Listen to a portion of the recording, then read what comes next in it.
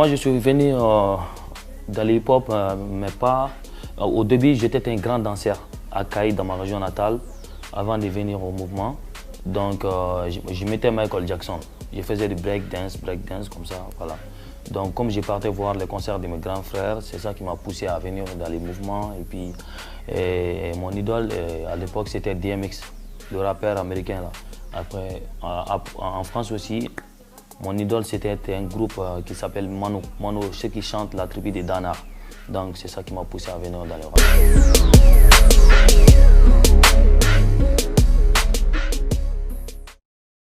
Avant Trois Marachi, moi, je faisais partie du groupe Ozzy Boy. Je suis même le fondateur de Ozzy Boy. Donc, après Ozzy Boy, comme je suis venu faire mes études à Bamako, j'ai rencontré mes gars des générations RR comme Talbi, Benaflo et puis etc. Donc on a formé un crew, un clan, comme on était dans les mêmes secteurs et puis C3, Tom Grobogo. Donc on a évolué ensemble. Voilà. Après génération RR, j'étais avec mon petit frère Seriki Diabaté, on a beaucoup bossé ensemble, on a fait 3 albums ensemble.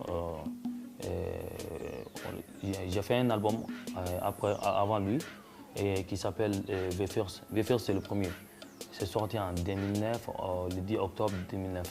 Donc après, on a fait un double album ensemble, 2012. Jusqu'à présent, je n'ai pas fait d'album ni un mixtape. Donc je me suis retrouvé tout seul maintenant pour ma carrière solo.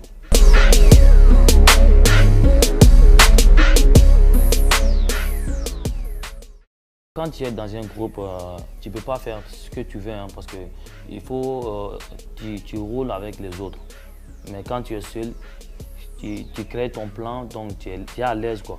Bon, le groupe, il y a trop de problèmes, il y a trop qui est trop profond et puis il y a trop de jalousie, il y a trop d'hypocrisie. Bon, quand tu es seul, moi je crois que ça va. Hein. Tu peux faire tout ce que tu veux là, parce que là. On dit que l'union fait la force. L'union fait la force, mais en Afrique, ici, quand il y a un problème de leadership, il y a un problème de... il peut y avoir un problème d'argent, problème de femmes, problème de... Tu vois quoi, il y a tout dedans, c'est trop profond, donc je ne veux pas rentrer dans tous les détails, mais moi, j'espère que quand tu es seul, tu es à l'aise pour faire ta musique.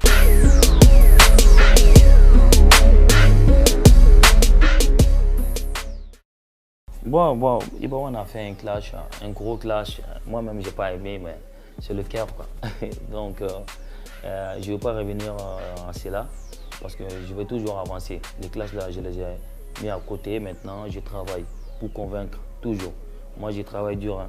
Je suis au studio nuit et jour, donc pour bosser.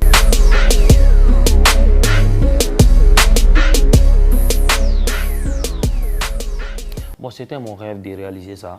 Donc, et puis Dieu a réalisé quoi. Donc c'était mon rêve vraiment. Parce que là, on faisait nos concerts au stade Modibo Keïta. Bon, après, il y a un problème. J'ai fait mon concert le lendemain de la fête des Ramadan. Je devrais me présenter encore au stade le lendemain de la fête des Tabaski. Comme il y a eu un problème là-bas, et donc c'est trop profond aussi. Donc je ne vais pas essayer de rentrer dans les détails. Donc je laisse ça comme ça. Donc je me suis dit pourquoi pas venir au 26 mars parce que j'ai fait le guichet fermé au stade Modibo Keïta. Je sais qu'il y a beaucoup de fans, les Maliens m'aiment beaucoup et puis j'ai la capacité de le faire. Pourquoi ne pas aller au 26 mars? J'ai essayé seulement, c'était un essai seulement pour voir si Malira peut aller de l'avant. Si Ibawan est capable de remplir le 26 mars, est-ce que si Ibawan, les gens disent ouais on t'aime, est-ce que réellement c'est ça? Est-ce que, comme les gens disent toujours, Ibawan est le meilleur, Ibawan est le meilleur. Je vais voir si je suis le meilleur au Mali ou pas. Donc j'ai tenté ma chance et puis c'est parti comme ça.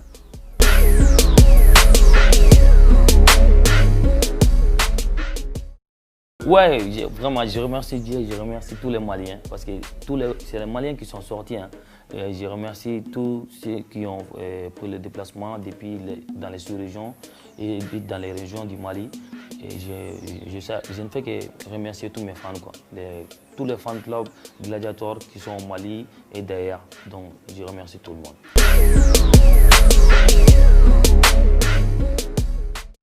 Et ça évolue vraiment bien aujourd'hui avec la troisième génération. Moi, je pense que chacun a sa manière d'évolution, de faire les choses. Dans les 3G, ils sont venus avec des nouveaux styles vraiment qui plaisent aux jeunes, qui plaisent à tout le monde ici au Mali. Voilà. Et moi, je les encourage beaucoup. Je vais leur dire de travailler, de ne pas baisser les bras, ça va venir. Nous, on n'est pas venus comme ça. On a fait beaucoup de travail avant d'être là aujourd'hui. Donc, il n'a qu'à suivre le même exemple. Ça va aller.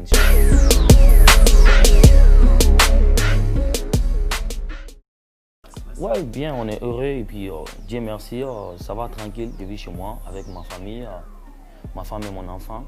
On s'entend bien et puis c'est tout. Et chaque jour, je pars voir ma maman à Tomikorobougou. C'est pour la bénédiction, quoi. Donc, et puis là, tranquille, je cause avec mes gars à la porte et puis je reçois mes fans, tranquille. Ok, Ibawan number one, on dit le roi du rap africain, légendaire du rap malien. Les fans d'Ibawan, tous les Maliens, trouvez toutes les informations d'Ibawan et les actualités sur sahélien.com.